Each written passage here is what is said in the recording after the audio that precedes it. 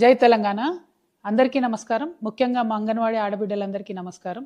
రాష్ట్ర ప్రభుత్వం ఏదైతే ఒక నిర్ణయం తీసుకొని అంగన్వాడీ సెంటర్ల మీద స్థానికంగా ఉండేటటువంటి రాజకీయ నాయకులు, వాళ్ళ సర్పంచులు కావచ్చు, వార్డు మెంబర్లు కావచ్చు, వాళ్ళ జోక్యం ఉంటుంది అని చెప్పి ప్రకటించడం అనేది చాలా తప్పని చెప్పి నేను మనస్ఫూర్తిగా నమ్ముతా ఉన్నాను.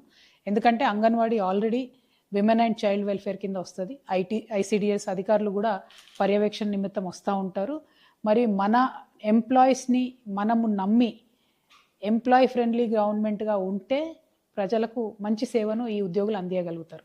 అంగన్వాడీ పథకం పెట్టినప్పటి నుంచి ఇప్పటి వరకు మన తెలంగాణలో ఉన్న చిన్నపిల్లలకు పౌష్టికాహార లోపం లేకుండా, మన గర్భిణులకు పౌష్టికాహార లోపం లేకుండా ఎంత పనైనా సరే వాళ్ళే వంటలు చేసి పెడుతూ అంగన్వాడీ టీచర్లు కావచ్చు, అంగన్వాడీ హెల్పర్లు కావచ్చు, పని చేస్తూ మన తెలంగాణ సమాజానికి ఒక వెన్నుముక్కగా నిలబడుతూ వచ్చిండ్రు.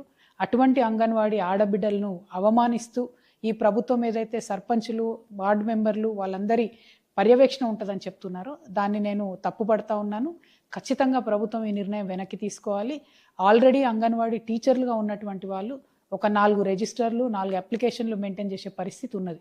వాళ్ళకే ఇంకా కొంత హెల్ప్ని ఇవ్వాలి తప్పితే పైనుండి ఇంకా ప్రెషర్ పెంచే విధంగా పనిచేయడం కరెక్ట్ కాదు.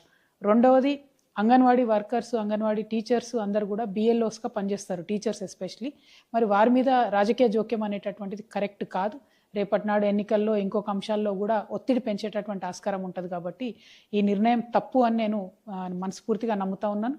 ఎట్ ద సేమ్ టైం ముఖ్యమంత్రి గారు నిన్న సభలో మాట్లాడుతూ ఆశాలది, అంగన్వాడీలది జీతాలు ఆపి మేము సంక్షేమ పథకాలకు ఇస్తున్నామని చెప్తున్నారు. ఇది కూడా అన్యాయం. ఆశాలకు, అంగన్వాడీలకు దాదాపు 12 నెలలు, 9 నెలలు, 6 నెలలు జీతాలు పెండింగ్ ఉన్నటువంటి పరిస్థితి ఒక పక్క.